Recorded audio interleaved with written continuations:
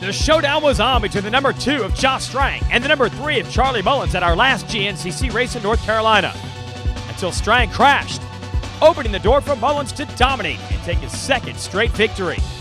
Is taking over the points lead next? Playing in the dirt, face full of mud, sacrificing flesh and blood.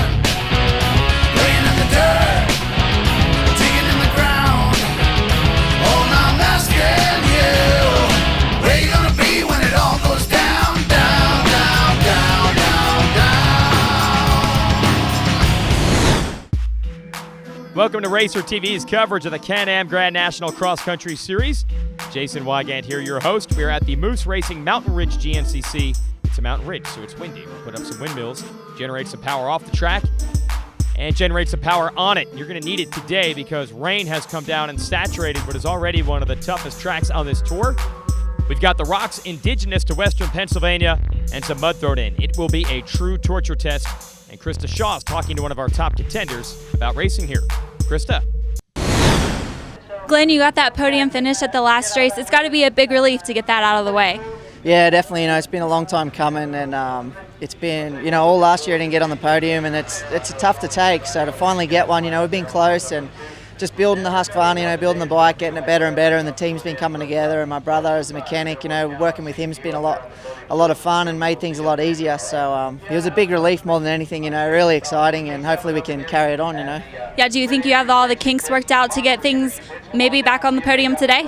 Definitely hope so. The conditions last week were a lot more to my liking. I'm not sure anyone really likes this rocky, muddy stuff that we're going to have today, but I think if we can be smart today, stay upright, and just try and be there at the end. It's a survival race, these sort of things, and the bike's strong, all the kinks are gone, so it's just up to me now, put it on the box. All right, well, good luck. Thank you. Well, GK said it well. No one exactly likes riding in mud and rocks, but some riders do better with it than others. We'll see how Josh Strang, the number 2, our series points leader, handles it. We know that this guy, Nate Candy's always tough when it's rocky. So you never know what's going to happen today. And there's Paul Whibley, our defending series champ, still looking for his first win, as well as the rookie, Corey Buttrick, looking for his. It's all come down to this. Let's go racing in Pennsylvania.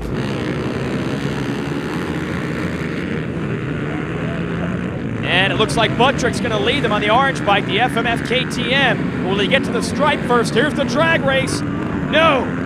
Jedediah Haynes, a rookie in the pro class, nails the start, but then he blew right past the second turn. He doesn't care. He got some money from MotorcycleUSA.com for that whole shot, and that's all that matters to him. So leading them into the woods, it's going to be Buttrick over Strang. Nate Candy right there, Whibley as well.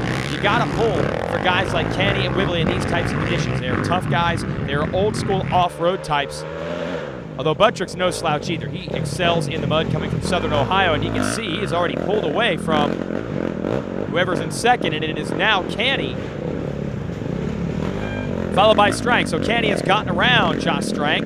There is Whibley. It's one of our checkpoints in the woods. You hear the beeping back there. And there are a couple of strategic points on the course where we will track the riders and transponders to make sure they're staying on the trail. Back to the start for XC2. These are the young riders.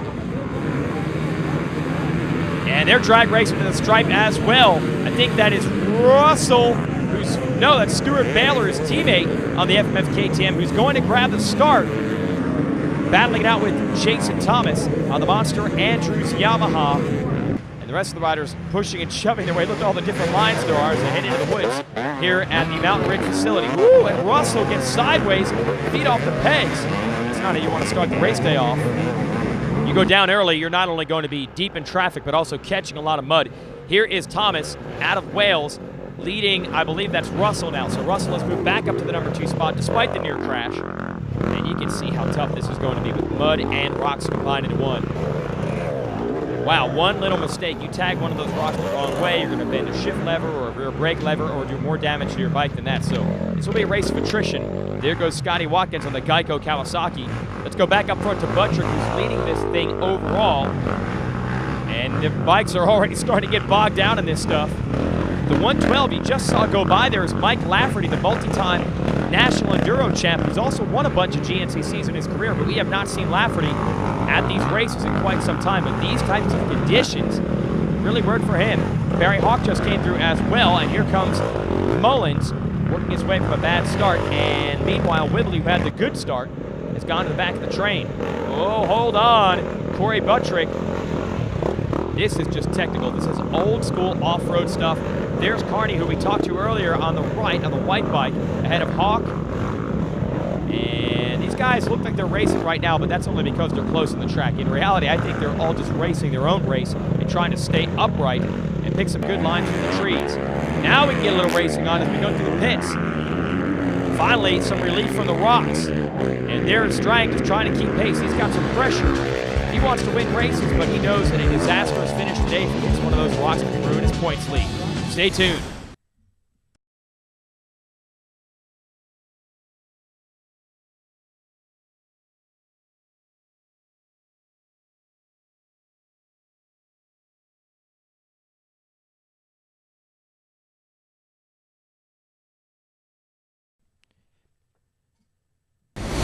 Racer TV is brought to you by Can-Am and by Rocky Mountain ATV MC.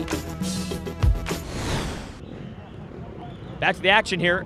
Nathan Canny has taken over the lead in a race that's even tougher than I thought, and I knew it was going to be bad when the rain started coming down on this track. Barry Hawk now up to second. Buttrick, our early leader, is third. Nice job by Carney, who's a self-admitted dry track specialist. He's in the number 4 spot. We go a little bit further back, we find Strang. Strang and Carney are from Australia, and they don't have many mud races back there. It looks like Strang is holding off his championship rival, Charlie Mullins, at the moment. And now look, Barry Hawk, the veteran and 8-time champion of this tour, is in the lead for the first time this year, and the locals here in Pennsylvania are going to be ecstatic when they get back into view. Hawk, the 2003 GNCC champ, has had a rough go of it the last few years, but today, hot tub time machine time, he has pulled the lead just like the old days. He's got Canny, Buttrick, and Carney right behind him. And I'll tell you what, these are the type of conditions where Hawk is going to do well. He's so experienced in these races. When it comes down to being smart, picking good lines, avoiding the big rocks and the deep mud holes, that's where Hawk's experience is going to allow him to excel. As we watch Mullins chasing after Strang, that's the race within the race for the series point lead. Mullins down by 19 points, chipping away slowly at Strang's series lead. There is Whibley, your defending champ. Like we said, still looking for his first win of the year. A little bit further back, let's go to XC2. 252 stroke could be well served in these conditions today for Jason Thomas as he tries to get away from his old rival Caleb Russell. These two have been scrapping it for the last couple of years in this class. Man, these conditions are nasty. I can't even tell which Yamaha rider that came through. I'm assuming that's Hawk because it's still the lead. Then it's Canny, then Buttrick. Great job by Carney, who has really never had much success in these muddy races, but he's got it going on today. And Strang just buried his factory Suzuki, and there goes the Obermeyer and Pro Yamaha of Mullins right past him. So Mullins has to feel good about that. And here's Whibley trying to hang with those guys. Now finally the course opens up, and it looks like Canny has gotten into the lead. Stretching out the legs of that factory FMF KTM 450. And who's that peeking through on the side? That is Hawk, who's running the left. Buttrick on the right. Mullins up the 4th. He's on the left. We got a 4-rider shootout for the lead right now. But watch Canny through these rocky sections. The man from upstate New York really excels as far as keeping his balance. Almost like a trials bike through there. Hawk doing his best to keep pace, but Canny has put a little distance between himself and the rest of the field. You got guys like Strang and Mullins who are a little bit more of go-for-it kind of guys. Mullins has had some bad luck here at this race before, but last year was a pretty good one. He battled right down to the end with Strang for this win. Strang got the edge. And here is Russell still hanging with Jason Thomas in that battle for the XC2 lead. And only a few weeks ago, Russell was able to challenge for the overall win on a just-in-time. We'll see if he can move up like that again today. Into the pits for the first time. It looks like Buttrick back into the lead. Going to take on some new Scott goggles and a fresh tank of fuel. And that lead's pretty sizable. Well, it was. Barry Hawk riding the wave of momentum at his home track. Back out front. Stay with us.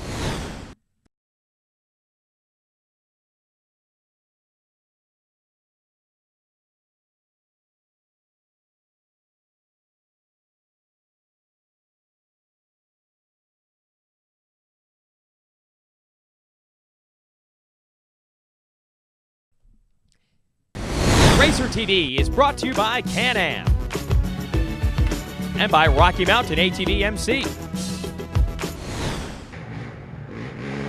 And the lead has changed back and forth several times already. Nathan Canny is your leader. I'm Jason Wygant, your host of Racer TV. And Canny's lead is over his teammate, Corey Buttrick. So far, so good for Team FMF KTM. And how about Barry Hawk staying right there in the hunt in third on the Yamaha with his somewhat teammate, Charlie Mullins, back there in fourth. Mullins does have some support from the Ampro team that Hawk rides for. Then it is still Jason Thomas in front of Caleb Russell in XC2. And these two keep pushing each other, and like I said, they could be up there on adjusted time for the overall. Now Buttrick putting pressure on his teammate, Canny. You see the sun is clearly out now, so that might dry the track out, which you would think is good, but a lot of these guys would say that makes things worse. It makes that mud even stickier. As we see, Mullins has moved around Hawk up to third. Let's see if Hawk can maintain pace with the man who has won the last two races in this series.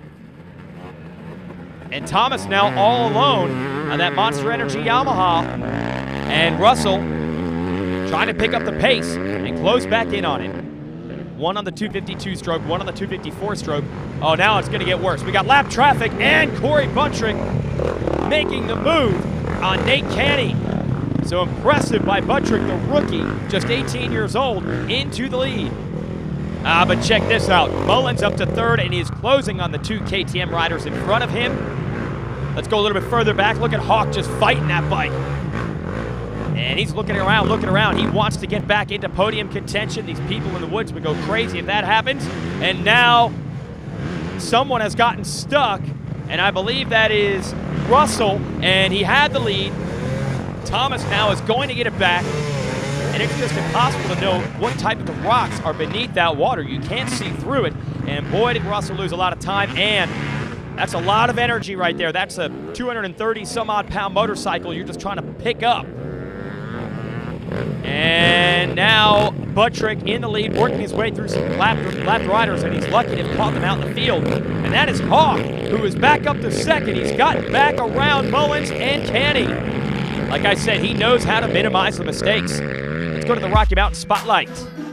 Today we're talking about rebuilding your machine with the Tusks top-end gasket kit, which is made from the highest quality materials available. And the kit comes complete with head and base gaskets and the other necessary gaskets and parts to rebuild the top end on your motorcycle or ATV, including valve seals on 4-stroke kits. Retail price $8.99 to $41.99 depending on the machine. Then throw in a brand new Pro X piston, machine from low expansion, low friction alloy, the same type used by the Japanese OEM manufacturer.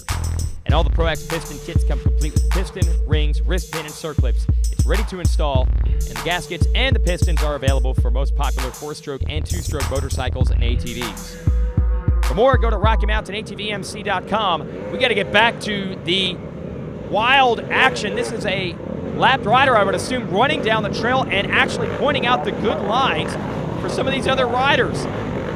That's a mud flea at his finest right there, giving up his race to point things out for the pros. And I believe it was Buttrick leading Mullins to this section, and it's changed so much. There is Hawk. Well, now I've truly seen it all. Indeed, it's Buttrick, the rookie, looking for his first ever GNCC overall win back into the lead. Then it's Mullins, then it is Canny, and then Hawk. So any one of these four, they have broken away, which leads to the question, what has happened to Josh Strang?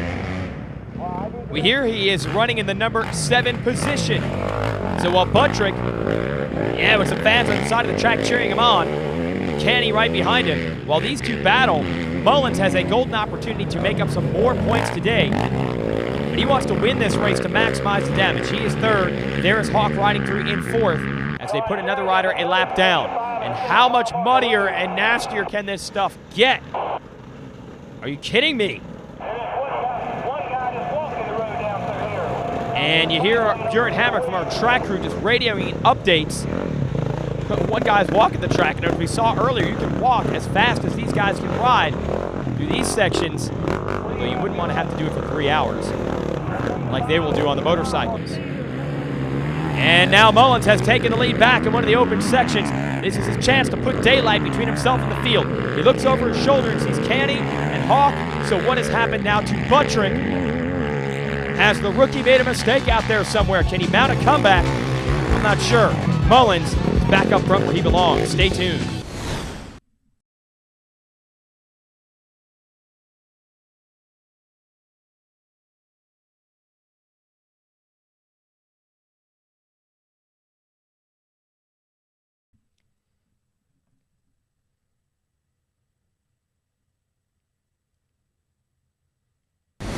Racer TV is brought to you by Can-Am and by Rocky Mountain ATV MC.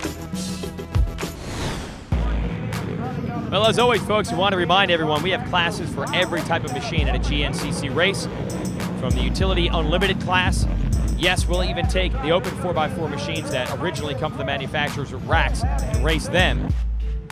See a couple of Can-Am Outlanders doing battle here with 850cc up under the seat. That's the maximum displacement. These machines can absolutely fly. We got this room for the sport quads as well, and of course a full slate of bikes, including youth riders and newcomers. So if GNCC is coming to your town, come race with us. You will not forget it. Here's Charlie Mullins leading this thing on the last lap. Now, there was a four-way battle for the lead. It looks like Mullins trying to put this thing into overdrive and start cruising to the finish. Here it is. It's up to Buttrick and Hawk and trying to track him down. And they got the Mud Fleas and Mass down there pointing out the good lines for these sections. But look at Mullins. This is where he does his damage out in the open stuff. It's like riding on ice through there. And somehow he's keeping that Yamaha underneath him. Hawk is in the number 2 spot. And just watch Hawk's technique here. He will not dab a foot. That is impressive balance. Now, he has admitted that some of these open sections, the younger kids are willing to hang it out a little bit further and go a little bit faster, such as Buttrick here. But in the technical stuff, Hawk is still world class. And that's why Buttrick has dropped back to the number 3 spot. We'll see if he can get him back, or we'll see if someone can make a run here on the Hot Rod, who has a huge advantage of the points coming his way if it stays like it is. And look now, Buttrick is back in front of Hawk, and he is just being roosted by a slower rider. Just something you have to deal with out here. Man, he is covered. Remember, these other riders, they are amateur racers. They are racing in their own classes, so they're not just going to pull over for anyone, because they want to score points and win their division as well. It's the workaday heroes of this game. And Mullins was actually once one of those riders. Then he picked up the factory deals. He has really moved forward, and he wants 3 straight overall wins. We'll see if Buttrick can deny him of that down the stretch. This is just unbelievable. That's what we're saying. No one necessarily thinks riding in conditions like this is fun. If you're Hawk, you know your results might be better served for it, but man, you can't blame these guys for wanting to just put the bike up on the stand and bench race about it and put it all behind them. Kind of in the same way that Mullins put the whole field behind him. What a run he is on. Looking for 3 straight victories for the first time in his career and moving that much closer to the series points lead. The Obermeyer and Pro Yamaha rider does it again. Charlie Mullins wins in Pennsylvania. And a fellow rider from Ohio, Corey Buttrick, the youngster, is going to take second. Another podium in the rookie campaign for Corey B. He has really adapted well to that big 450. KTM's got to be proud. But the biggest cheers are reserved for this man. Barry Hawk, flying all day long, is going to take third. A popular first podium on the season for Barry. So a great day for the Yamaha squad. They take first and third. Let's talk to our top riders. All right, Barry, it's been quite a while since we've seen you up here. It's got to feel pretty good to be back up here on the podium. Yeah, it definitely feels good to be back up here. It's been a year since I've been up here, and at the beginning of the season, there was a lot of people saying, why'd Randy sign me again? Why'd Randy sign that old man? But here I am, and I still got it. Everybody's been asking what's different today that I finally got up here and felt good. I don't know what's different. I don't know if it's the fans or what it is. I just done nothing different training-wise. I didn't ride rock specifically, nothing different. I just went out there and felt good today and had fun, and it was a good day. So I just need to carry it over into Ohio and the snowshoe. All right, well, great job. It's good to see you back up here. Glad to be here. Thank you. At 37, Hawk is the youngest rider in the pro class. And in 18, Corey Buttrick is the youngest, and he finished second. Corey, your second podium finish for the year. You got a really good start. Tell us a little bit how the race went today. Overall, everything went really, really well. Like I said, I got another great start. Like, that just makes the day so much easier on a day like today. So I led the majority of the first lap. Actually, Keeney didn't pass me until right before we got to the barrels. He was hanging it out in the fields a little bit harder than I wanted to right then and there. I knew it wasn't going to be one then. So, yeah, I was just laying low. And then I know Lafferty was behind me for a while on the first lap. I thought that was pretty cool. And then, yeah, it's almost all a blur right now because I was trying so hard on the last lap. I felt like I was going to puke before I caught Barry Hawk, you know? Wow, that's the kind of effort it takes. And Jason Thomas put in the effort. He defeats Russell and Jesse Robinson to win XC2. And, of course, we know who won the XC1 class, Charlie Mullins. Charlie, you made it 3 in a row here today at Somerset. Tell us a little bit about the race. It was good. Start wasn't too good. I think I was close to last, and you know, it was pretty bad out there. You just had to be smart, and I just kind of took my time and made some passes and got in the lead with 2 laps to go and just kind of put my head down and rode a smart, good race. And you know, my team helped me out a lot, and feels good to make it 3 in a row. I'm pretty stoked right now. Well, I bet he is. Let's check it out in your Yamaha race recap. Jedediah Haynes grabs the whole shot and then blows past the second turn. That puts Corey Buttrick in the lead, and a mad dash behind him to get in contention. Nate Canny, Glenn Carney, Barry Hawk. Strang and Mullins were nowhere in sight as Hawk was able to roll into the lead about midway through this one. But at that point, Mullins had caught the leaders and was ready to do some battle with it. It came down to really 4 riders. Hawk, Mullins, Buttrick, Canny. In XC2, Caleb Russell and Wright got stuck, and that gave Jason Thomas a lead that he would not relinquish. The race was awesome at XC1 despite the difficult conditions, but down the stretch, Mullins hung up a pace that no one could handle, and he's got 3 victories in a row, and he's only 3 points out of the series lead. He's on fire. For Krista Shaw, I'm Jason Wygant. Thanks for watching.